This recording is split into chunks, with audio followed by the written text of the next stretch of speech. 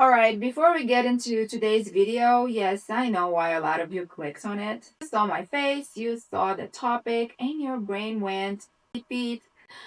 I get it, but listen, if you're someone who's been mocked, shamed, or laughed at for liking feet, then this video can literally change the way you carry yourself in the world. So just do me a favor and watch until the end. At the end, I'm going to give you the one sentence that shuts down mockery instantly. But without you sounding angry or defensive, and most importantly, without you spiraling for 3 days, replaying the moment in your head again and again and again. So, I'm going to give you a mindset shift that will make it harder for anyone to weaponize your fetish against you ever again. Before we start, hit like, subscribe, and turn on notifications. If you're here, it means you want more than just a quick hit of fantasy. You want confidence. You want that inner peace. You probably want to stop feeling weird about yourself. Is for that. Okay, let's talk about the moment a lot of you have lived through. You finally say it out loud. Maybe to a friend, maybe to someone you're dating, or maybe in a comment section where you thought you would be safe. And then someone laughs. Someone mocks you. Someone tries to make you feel like you're pathetic for just liking feet. The part that hurts here, it's not even the joke. It's what the joke tries to do to you. It's like it tries to plant shame in your nervous system. It tries to turn your honesty into something you regret. And it tries to make you shrink. But today, we're ending that. Most of the people who shame you, they're not better than you. They're just being louder than you, okay? And no, don't even tell me that they're normal. No, they're just unexamined. Let's just put it this way. They're not powerful. They're projecting. They're projecting their insecurity onto you. And I really want you to understand this part because it is the first key of the video.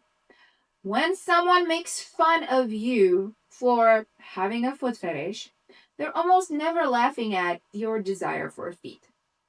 They're laughing at vulnerability. They're laughing at the idea of someone owning their desire. They're laughing at your honesty. And they're doing that because the moment you say, yeah, I like this, you're doing something that actually most people are terrified to do. You're exposing a real part of yourself, of who you truly are.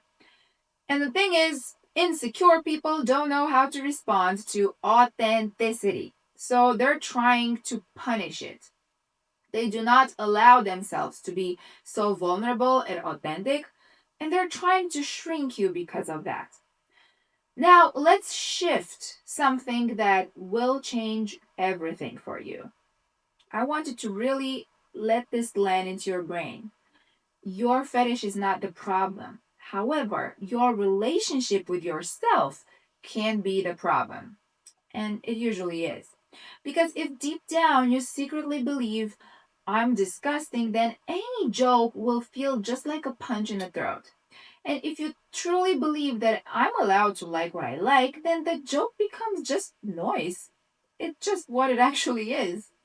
So when you get mocked, the real question is not how do I stop them?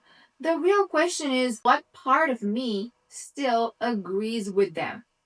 Because mocking only lands where shame already lives. And I'm not saying this to blame you. As always, I'm here to free you.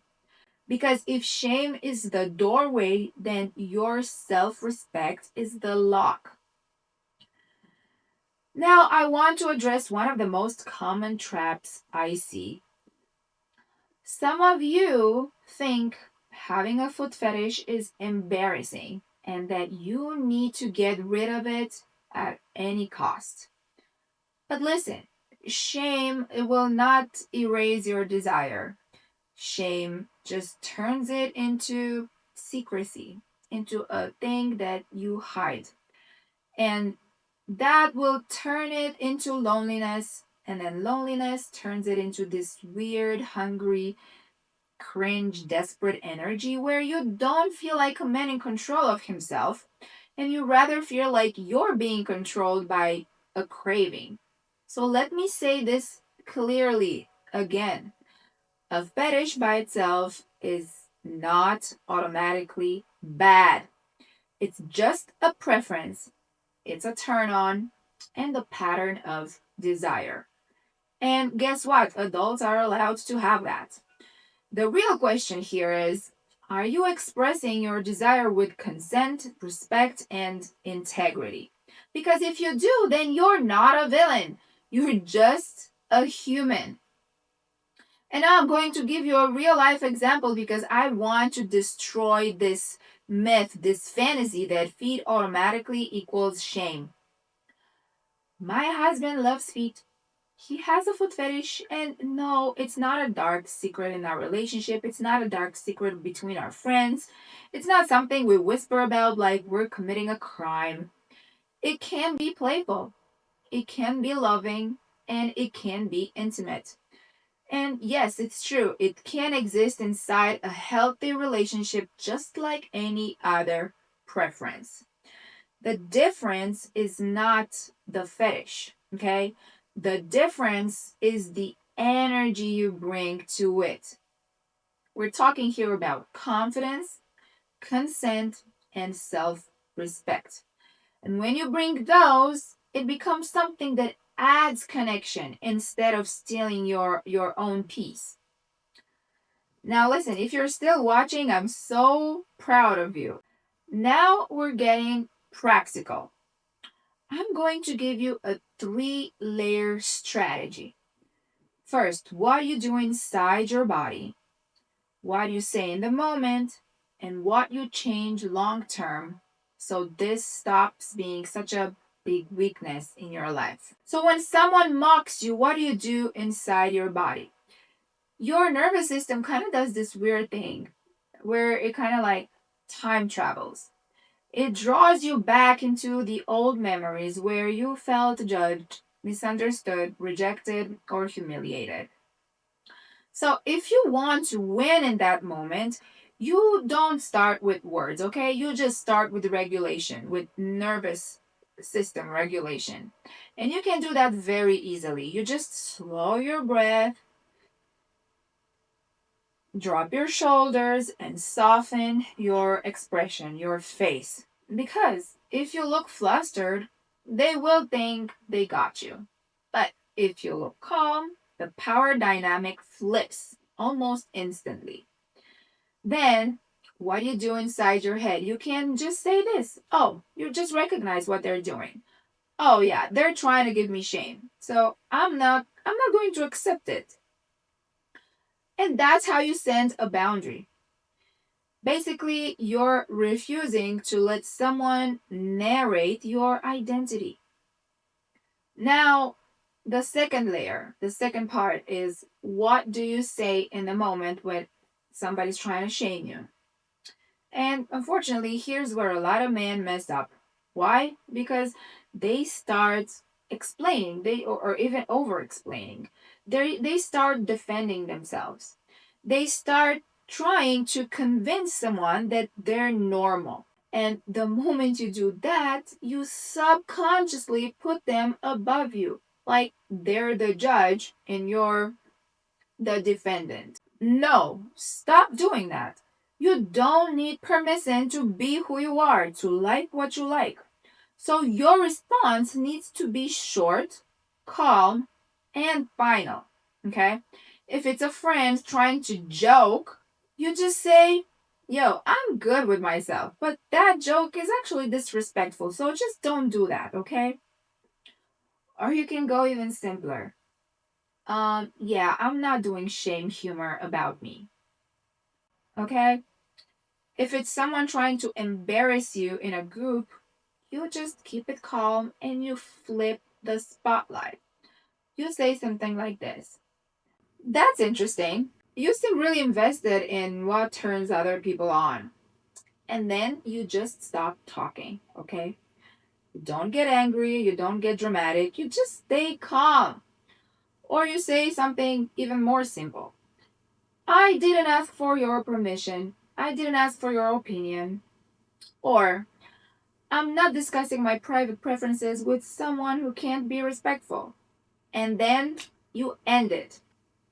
Because you don't set boundaries by explaining. Boundaries are set by enforcing. Now, if this happens online, it's even simpler than that. And I want you to listen to me closely. You do not owe strangers your nervous system, okay? Online is so easy. You can mute people, you can block, you can delete people, and then you just move on. And if you do want to respond with just one liner, you keep it nice and clean. And you say something like this: Mocking someone's harmless preference is a weird hobby. And then you're out. You don't start writing essays. You don't start debating, okay?